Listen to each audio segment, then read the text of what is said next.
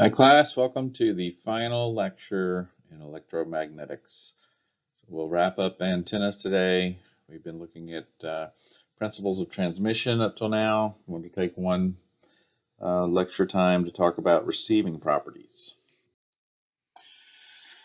First, we're going to do a historical background. So final one, the one today, the education for this person was at the Federal Polytechnic School and the University of Zurich.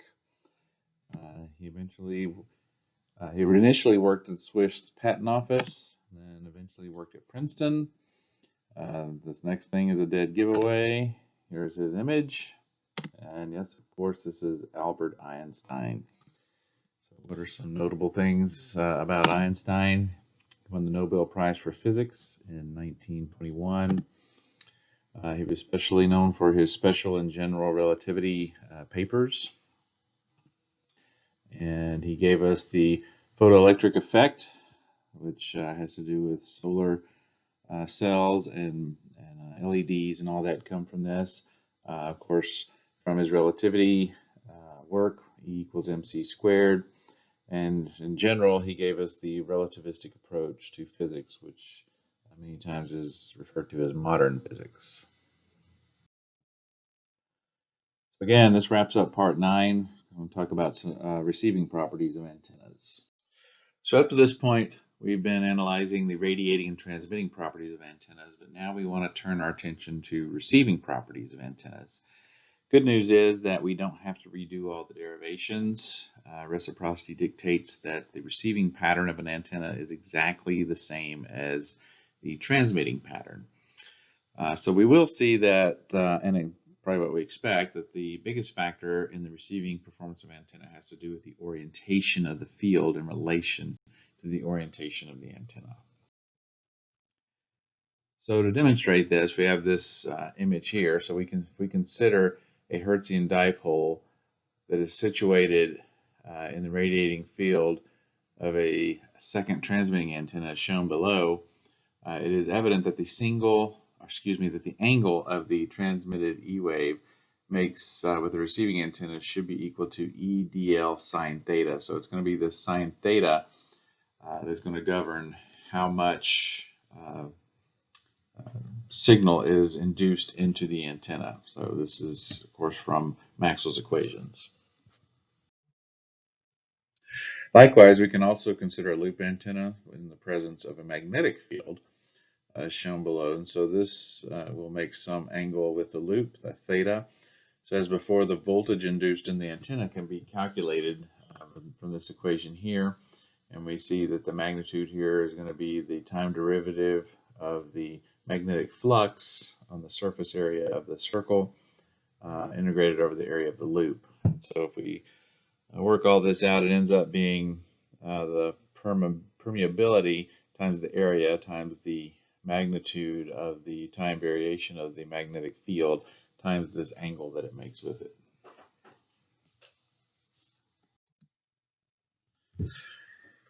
So one thing that we should maybe intuitively be able to see here is that the directional properties of a receiving antenna can be used to locate the source of the incident signal.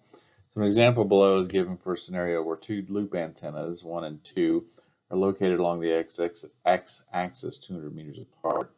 So by rotating the antennas about the z-axis, it's found that no signal is induced in antenna 1 when the xz plane and antenna 2 when it is in the plane making 5 degrees with the axis as shown. So using simple geometry, the source should be located at the intersection. So this is located by just saying the distance between them divided by the tangent of the angle between them, and that gives us about almost 2.3 kilometers.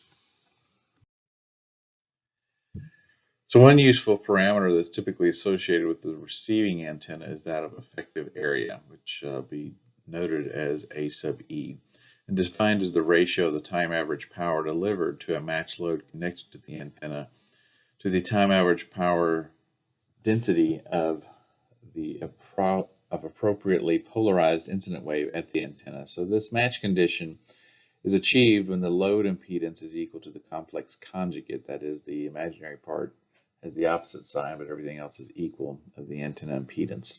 So to demonstrate this, we want to consider the example of a Hertzian dipole. So for this case, the time average power delivered to a matched load can be expressed here. So this is PR is equal to half times the voltage of the open circuit voltage over 2 times the radiation resistance, all that squared, times the radiation resistance. And so when we work that out, we come up with this expression here. So we can take this expression where we know that for a Hertzian dipole, this open circuit voltage is going to be equal to our electric field times the length of the dipole itself. So we can substitute this back into our equation at the top. So if we continue on this path for a lossless dipole, we know that this radiation resistance is going to be equal to 80 pi squared times the length over lambda squared. So this is from the first or second lecture in part 9. So now we can substitute again and see that this matched power here is going to be equal to the square of the E field and the square of the length over 640 pi squared. So the time average power density at the antenna then is given by E squared times 2 over eta, or the intrinsic impedance. And so this is equal to the E field squared over 240 pi.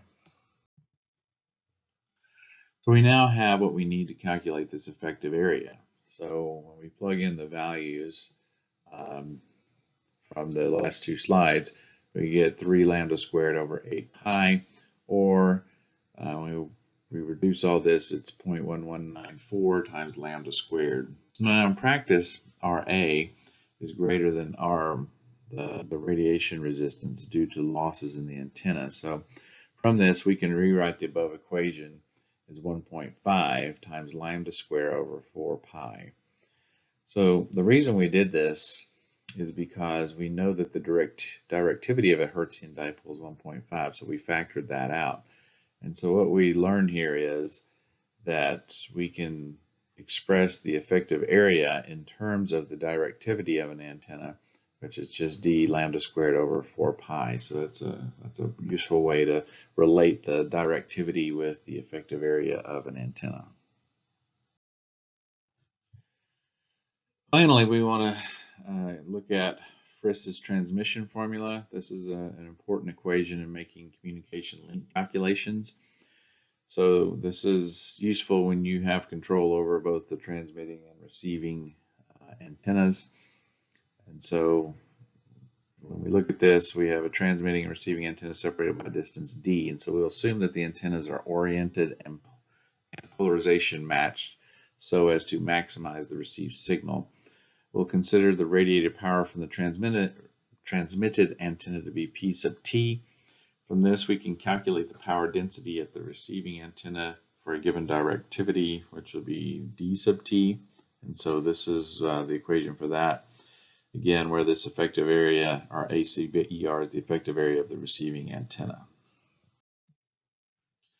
So the ratio of the radiated power or received power to the transmitted power now can be calculated with this equation here, and you can see this is in terms of the effective area of both the receiving and transmitted antennas. And so we can substitute in for the effective areas with the equivalent in terms of directivity, which we saw the relationship with that 2 slides back. And so the same thing can be expressed in terms of the directivity of the antenna, dt dr lambda squared 16 pi squared d squared. So this is the more commonly used equation, since directivity is typically more readily available in practice. So this is an incredibly useful equation because it helps determine the power requirements and the sensitivity requirements for receivers. So, if I know what the sensitivity of my receiver is, so that I can recover the signal, then I can know what minimum power I'm going to need at the terminals of my antenna. So now if I know the distance between them and the directivities, I can plug all this in and I can calculate how much power I need on my transmitter side, or I could do vice versa. If I know how much I'm transmitting what am I going to need on the receiving side. So it's a very useful equation that you can solve for whatever it is you're looking for. You might have both of these and need to determine what kind of directivity you need for your antennas to make this work. Again, you can solve it in many different ways. So very useful formula in antenna theory.